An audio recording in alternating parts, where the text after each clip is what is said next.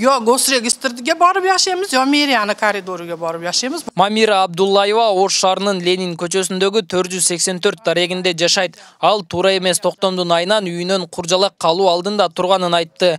Үйүндө өзү балдары менен бирге 4 үй бүлө баш калкалайт. Эгер турак жайы сүрдүрүлсө кайда барарын билбейт. Agar qo'qis yutilib qoladigan bo'lsak, yo bizni gosregistrdan qaytargan mana forma 4larimiz o'sha gosregistrdan bizga chiqarib bergandi. Уже bir muncha muddatdan keyin borsak, unikiga o'tkazib qo'yibdi-da. Yo gosregistrga borib yashaymiz, yo meriyani koridoriga borib yashaymiz, boshqa yashaydigan joyimiz yo'q-da, biz qayerga boramiz? Абдуллаева жашаган үйдө мыйзамсыз курулуш деп Нуркул Шырдаков аттуу жаран сотко берген. Шырдаковдун арызы жогорку сотко чейин жетип, талап аткарылган. Бирок Мамира Абдуллаеванын колунда менчик укугун тастыктаган документ болгону менен сот аны жокко чыгарды. Ya biz 4 yıldan beri уже özümüzde emasmizda. Постоянно shu stressda yashaymiz, qachon kelib nima bo'ladi. Bu целый mashina xat kelaveradi. Сөз болгон Нуркул Шырдаков мындан башка 34 жарандын жашаган үйүн бошотуу үчүн сотко кайрылган. Алардын 8-нин кызыл китеби жокко чыгып, Шырдаковдун атына катталган. Буга наразы болгон жарандар маалымат жыйынга чогулуп, арыз моңун айтышты. Верховныйга дагы жазыптыр, шаар бийлигиге дагы жазыптыр, соттарга дагы жазыптыр. Бу качан халаганда жазса болорады, көрөлөрө деген давлатта жашап атабызбы? Менин укукум кайда калады онда? Алардын маалыматында Нуркул Шырдаков аттуу жаран 1998-жылы мамлекеттик мүлк фондунан 65 сотук жерди алып, универмаг салмай болот. Бирок жер аянты аз болгондуктан дагы 175 сотук жер алып, жалпы 2 гектар 40 сотук жерди пайдаланууга алган. Бул Ош шаардык администрациясынын 234 токтому менен бекитилген.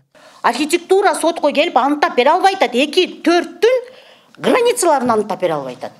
Biz azır sotto nemet ataz, ayt ataz, bunаны ушул эженин үйү 2-4-кө кирбейби? Архитектор айтат, мен билбейм дейт. Неге дегенде биз андай проект жасап берген эмеспиз дейт. 2-4 мүмкүн солдурактыр, мүмкүн оңурактыр, мүмкүн бийигирактыр, мүмкүн Шырдаков өзүнүн базары эле киреттир. Биз билбейбиз да. Аны деген проект жок. Проект жок. Талаш тартышка келгенде проектти көрсөтө албайт.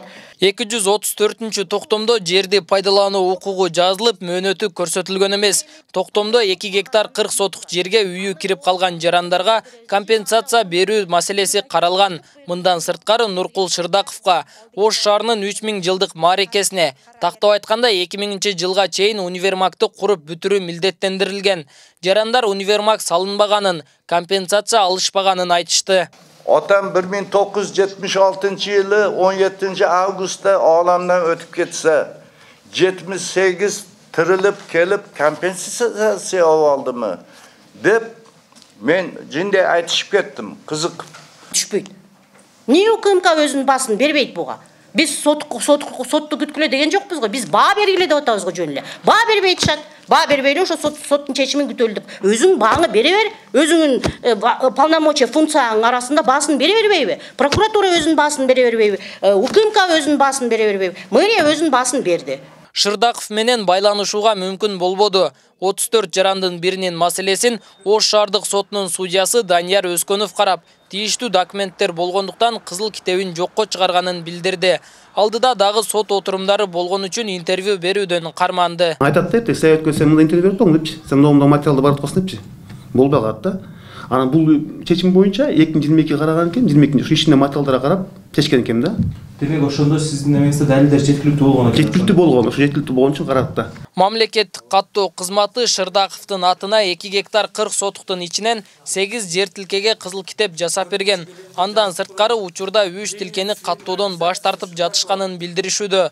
Бул кызмат 234 токтомдун күчү жоктугун белгилейт. Токтом эгер мунун аты катталганда маска жок эле, маска жаралбайт эле. Анда действительно туугандар мисилерин беришпер, бул катталып турат. Кечирип коебуз, бул токтом катталган эмес. Любой документ катталбаса ал юридический силу не имеет. То есть я считаю, это рейдерский захват эле болуп атат со стороны Шырдакова. Ошол Ош шаардык муниципалдык менчик башкармалыгы 65 сотук жерди мамлекеттик мүлк фонду 1995 жылы Ахматов деген жаранга бергенин билдирет. Бирок тиешелүү милдеттенмелерди аткарбагандыктан жерди кайтарып алып Нуркул Шырдаковго өткөрүшкөн.